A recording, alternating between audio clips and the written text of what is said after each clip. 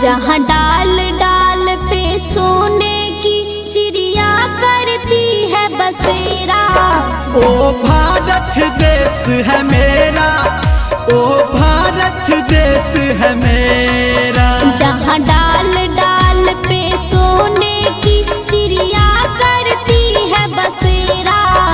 ओ भारत देश है मेरा, ओ भारत देश है मेरा।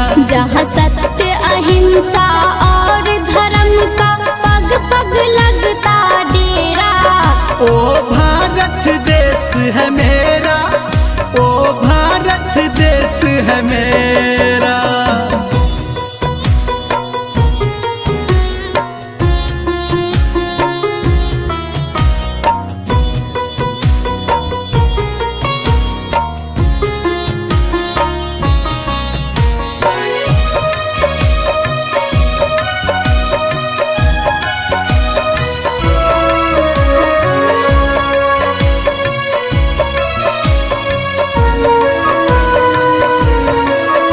ये धरती वो जहाँ ऋषि मुनि जपते प्रभु नाम का माला।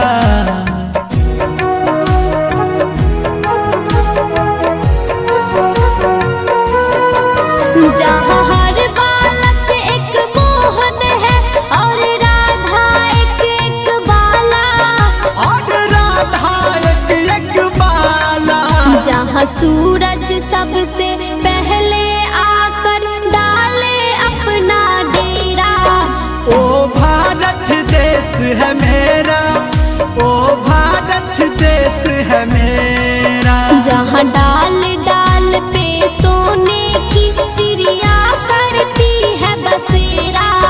ओ भारत देश है मेरा, ओ भारत देश है मेरा।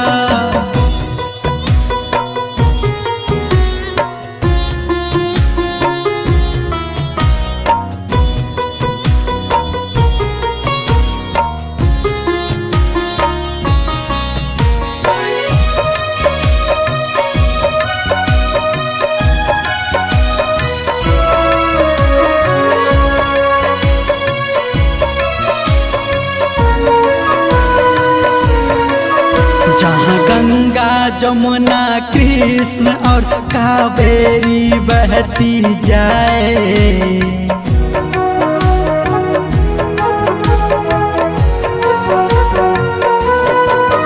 जहाँ उत्तर दक्षिण पूरब पश्चिम को अमृत पिलवाए। ये अमृत पिलवाए। कहीं ये जल फल और फूल उगाए, केसर कहीं बिखेरा। ओ भारत देश है मेरा, ओ भारत देश है मेरा। जहाँ डाल डाल पे सोने की चिड़िया करती है बसेरा। ओ